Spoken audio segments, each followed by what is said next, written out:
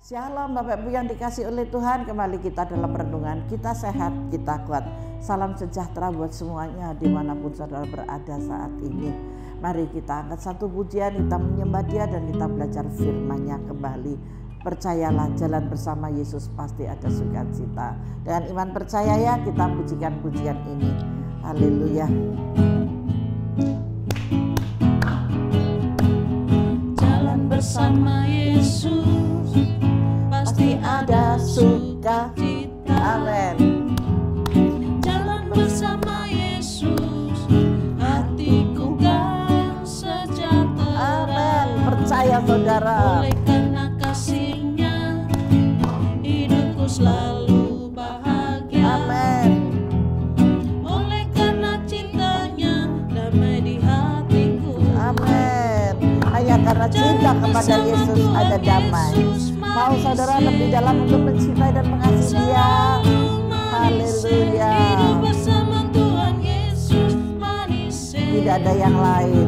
Cintailah Tuhan Yesus dengan sungguh-sungguh, maka kau akan merasakan dan menikmati kasih-Nya yang luar biasa.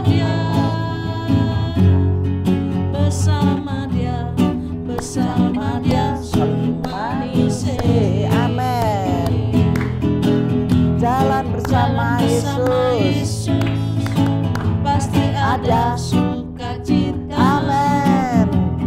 Jalan bersama Yesus, hatiku kan sejahtera. Amin. Oleh karena kasih-Nya, hidupku selalu bahagia. Oleh karena cinta-Nya, damai di hatiku. Jalan bersama Tuhan Yesus manis, selalu manis. Hidup bersama Tuhan Yesus manis, selalu manis. Bersama Dia, Amin. Amin. bersama Dia sungguh manis. Percaya saudaranya, bersama Dia ada kemanisan yang Tuhan nikmat Yesus manis, yang bisa kita rasakan. selalu manis. Di luar Tuhan Yesus tidak ada jaminan. Yesus manis, Amin. selalu manis. Bersama Dia,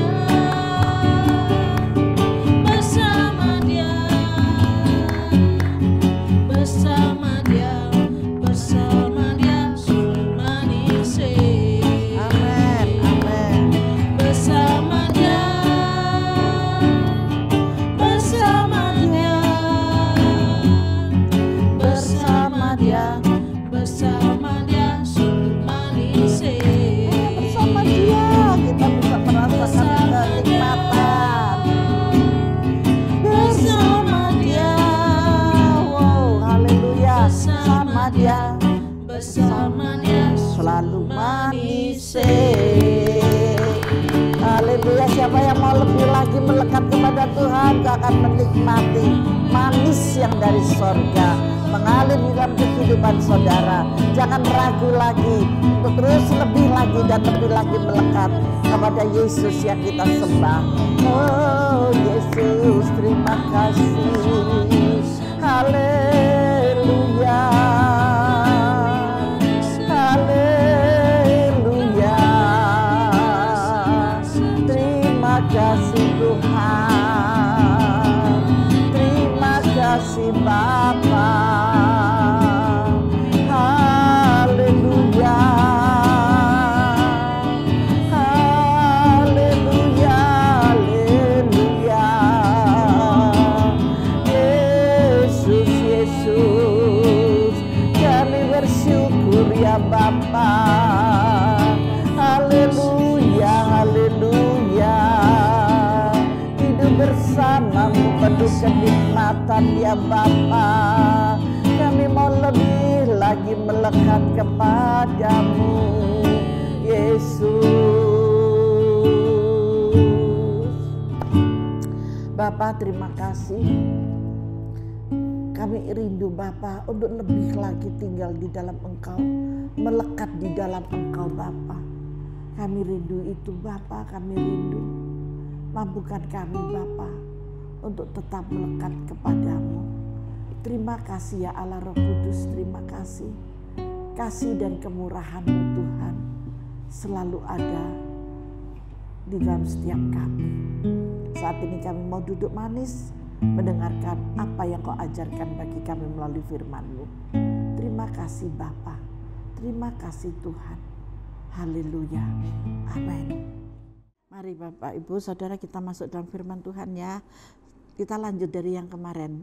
Sekarang ayat 8 sampai dengan 13. Kita akan baca bersama-sama. Di sini perhatikan baik-baik ayat 8. Ketika orang-orang yang sakit kusta itu sampai ke pinggir tempat perkemahan, masuklah mereka ke dalam sebuah kemah, lalu makan dan minum. Sesudah itu mereka mengangkut dari sana emas dan perak dan pakaian, kemudian pergilah mereka menyembunyikannya. Lalu datanglah mereka kembali masuk ke dalam kemah yang lain dan mengangkut juga barang-barang dari sana, kemudian pergilah mereka menyembunyikannya.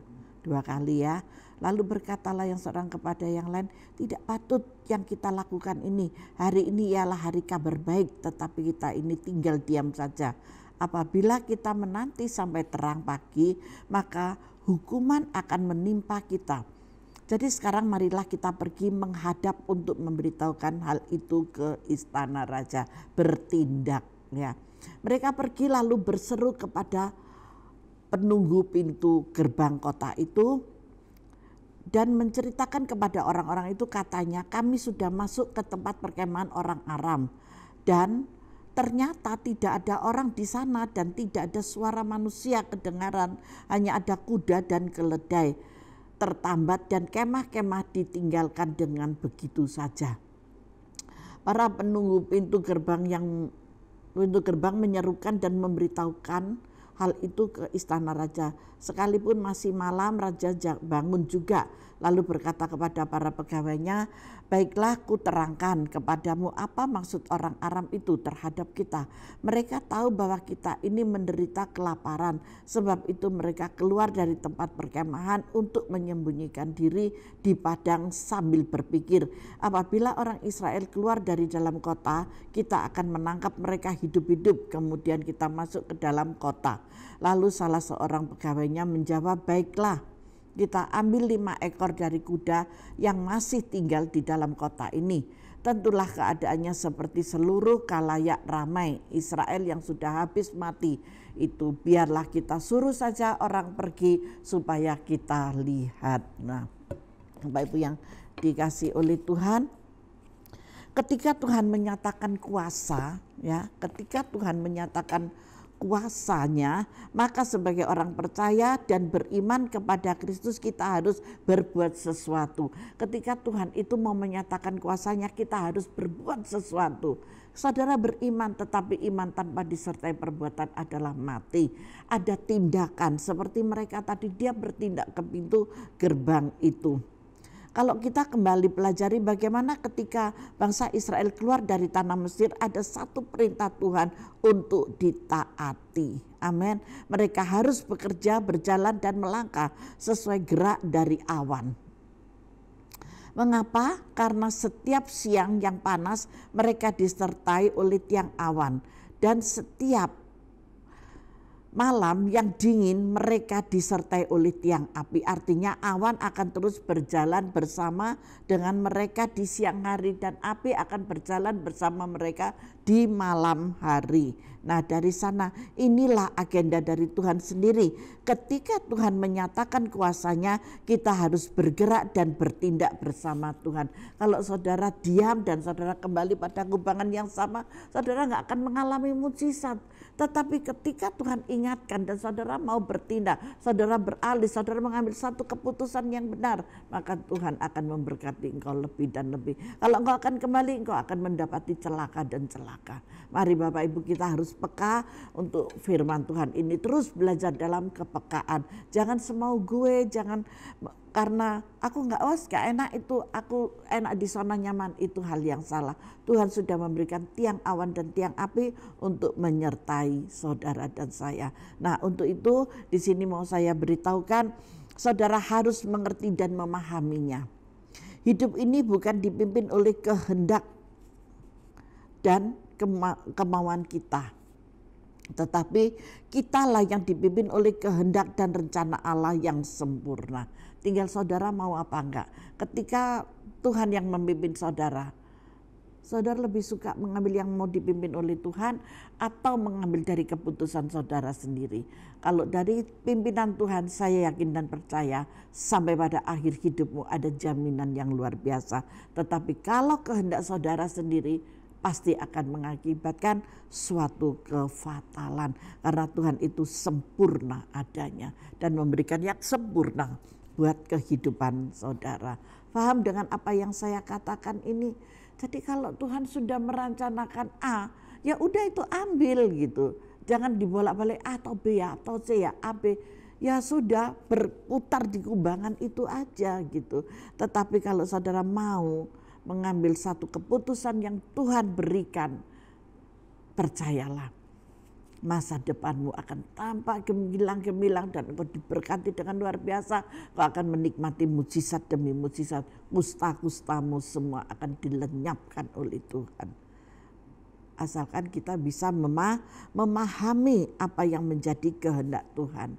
Hal yang kedua, saudara harus meresponinya dan bertindak. Kalau saudara tidak bertindak, saudara tidak melangkah, saudara tidak berjalan ke depan dengan lurus, semuanya menjadi fatal.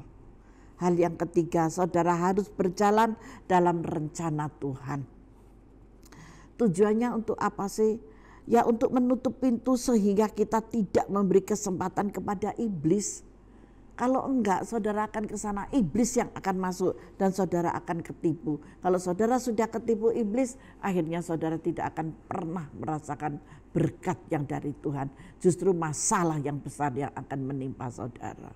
Hati-hati, fokus kepada Tuhan. Merespon firman Tuhan dan memahami apa yang menjadi perintah Tuhan dan berjalan dalam rencananya. Saudara harus bertindak sesuai dengan kehendak Tuhan, bukan kehendak diri sendiri. Setan senang saudara. Kalau Tuhan sedang menyatakan kuasanya, ya Tuhan sedang menyatakan kuasanya dan kita tidak berbuat apa-apa, maka sama saja kita memberikan kesempatan kepada iblis. Tetapi ketika Tuhan bertindak dan kita berjalan bersama dengan Tuhan, maka setan tidak punya kuasa atas saudara.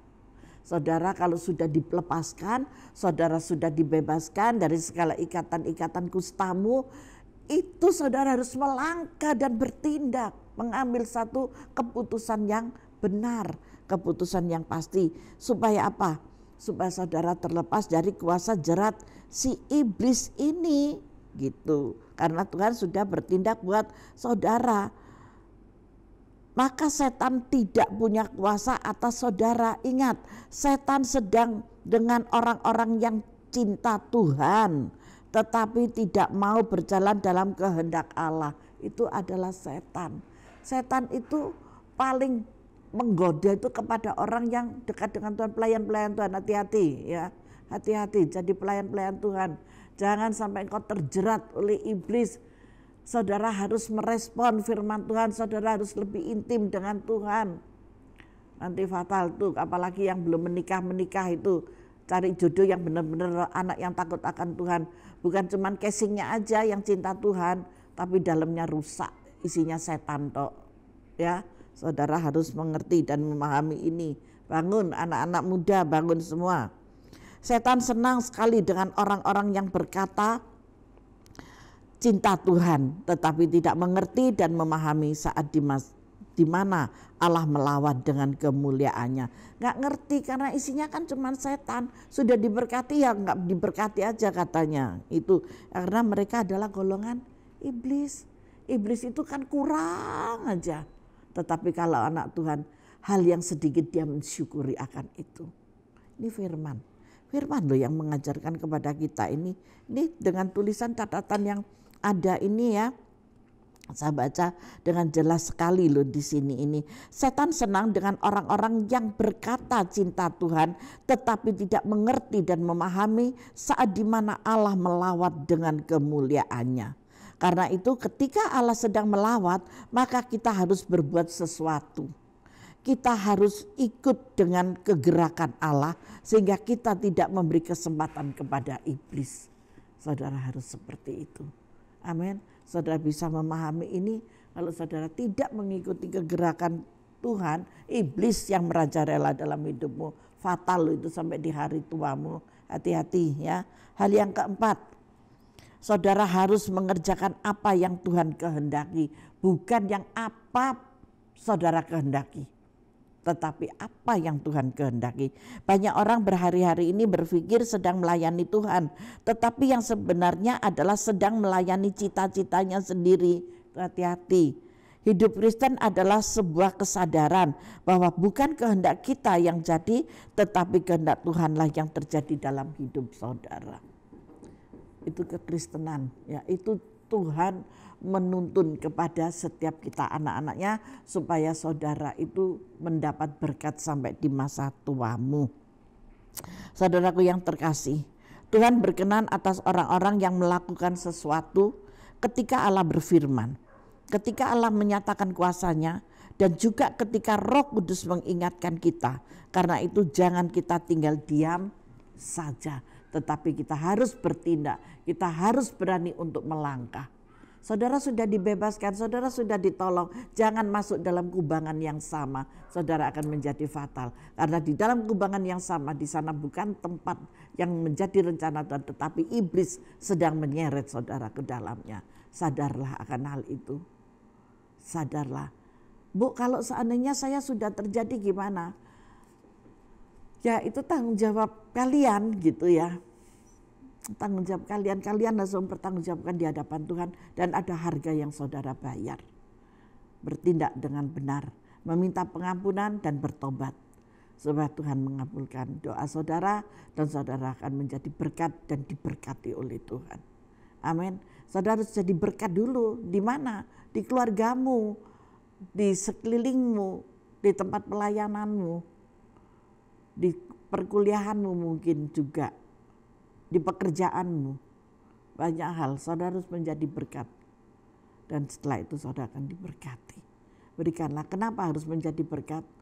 Sadar, keluar dari keegoisan, keluar dari kenyamanan selama ini yang saudara tidak sadari. Ketika saudara mau keluar dari jerat iblis, maka saudara akan memperoleh hal yang baru dari sana. Amin. Tuhan Yesus memberkati kita semuanya. Mari kita doa. Bapa, terima kasih buat firman-Mu hari ini. Biarlah Engkau terus mengingatkan kepada anak-anak-Mu, terutama anak-anak yang masih muda-muda, yang belum mengerti apa-apa. Tuhan, lepaskan mereka dari jerat-jerat iblis ini Bapa. Dan mereka tidak akan masuk dalam kubangan yang sama, tetapi biarlah anak-Mu terlepas dari kubangan iblis, ikatan iblis, dan anak-Mu mendengar apa yang dikatakan oleh Roh Kudus. Bapa, murnikan setiap mereka di dalam nama Yesus. Terima kasih banyak Bapa, terima kasih. Damai sejahtera sukacita yang dari Allah Bapa, Putra dan Roh Kudus sendiri menyertai setiap mereka anak-anak-Mu. Haleluya, amin Tuhan, amin.